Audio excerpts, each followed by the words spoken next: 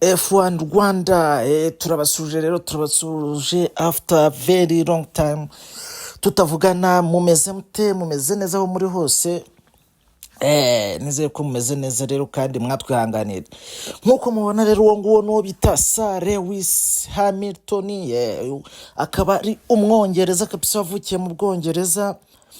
Nkuko mubibona nyine ari mu myenda ya Scuderia Ferrari, iyo ni ikipe y'igihugu y'Abataliyani muri Formula 1. Scuderia Ferrari buriya Abataliyani bayifata nk'ikipe y'igihugu ibaresingira. Iyo buriya Ferrari ni ikipe y'Abataliyani, no ku munsi wa Grand Prix Abataliyani bose hafi gufata ikiruhuko ngo barebe ibyayo. Rero uwo ni Lewis Hamilton, byavuzwe mu mwaka ushize mu kwa mbere yuko ubwo byari muri na 24 yuko muri 2025 agomba kuba aresingira iyi kipe y'Abataliyani ya Scuderia Ferrari yashinzwe n'umutaliyani bitaga Enzo Ferrari. Ubwo rero mu kwa mbere yarabanje haryo bunani n'ibiki byose, ariko ku itariki 22 z'ukwa mbere nibwo yari asesekariye ahantu bita Maranello, ni ku cyicaro cy'ikipe cyangwa se cy'uru ruganda rukaba n'ikipe bikora imodoka ya Ferrari. Nibwo yarahasesekaye mu rwego nyine rwo kuba official, ku buryo bamwerekana mu rwego ruri official. Ngo rero mu myenda ya Ferrari y'umutuku rwose, ahagera anahura n'abayobozi bagiye batandukanye. Urugero ni nk'uyu musaza bakoranye muri McLaren, Frederic Vasseur, ako kagabo kuruhara ubona iruhande rwe, niko kamurikrutinze kamuvana muri Mercedes, transfer y'ikinyejana kabisa. Izi ni zimwe muri transfer za kasa mutwe zabaye mu mateka y'isi.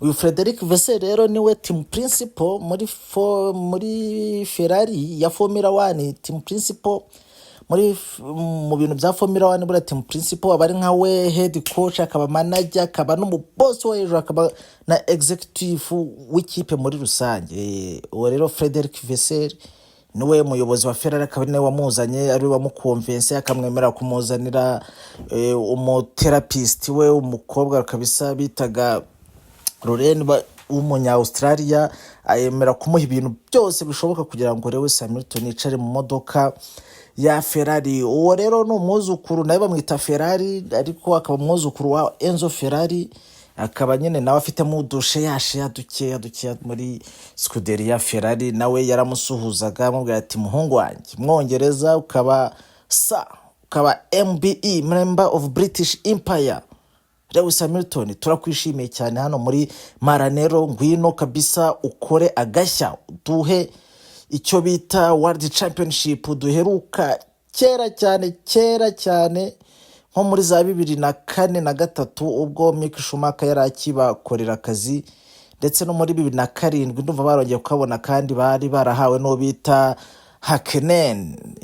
Ubwo rero Lewis Hamilton abarahageze bahita bamufotora n'ifoto ya mbere, yaba yaragize views nyinshi na like nyinshi kuri Instagram ya Scuderia Ferrari, kuko iyindi aheruka kugira views nyinshi yari na likes nyinshi yari iyo mu Faransa bita n'umunyamonako babita ba Monegasque, Charles Leclerc atwara Grand Prix hano mu Butaliyani. Nibwo nawe ari mu bantu bagize likes nyinshi 5.1 mu gihe uyu nguyu akihagera mu minsi 2 bahise bamufotora kano gafoto kahita gahitinga 5.5 ubwo nakoraga iyi nkuru yari ifite 5.5. aho niho hitubonera yuko Lewis Hamilton ari akasa mutwe. Uyu ni umuntu ukomeye cyane, World Championship 7 afite ku bitugu bye, nta ari buri umwe zifite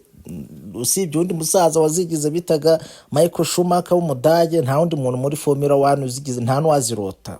Uyu nguyu rero akaba ari umuntu ukomeye cyane, amapodium afite niwe wenyine afite muri Formula 1, akaba afite amawin menshi kurusha abandi muri Formula 1, akaba ari n'umwe mu basaza bakomeye, kuko nyuma ya Fernando Alonso ufite imyaka 44 kuri grid ya 2025, uyu Lewis Hamilton n'ukurikiraho afite imyaka 40 mu kadomo. Urumva rero n'umwe mu basaza bari kuri grid ya 2025 muri Formula 1 season 2025. Nibyo rero twari tuvuze. Ubundi season ya 2025 iratangira mu kwa gatatu, ubwo tubona nicyo gihe nyine nk'uko bisanzwe.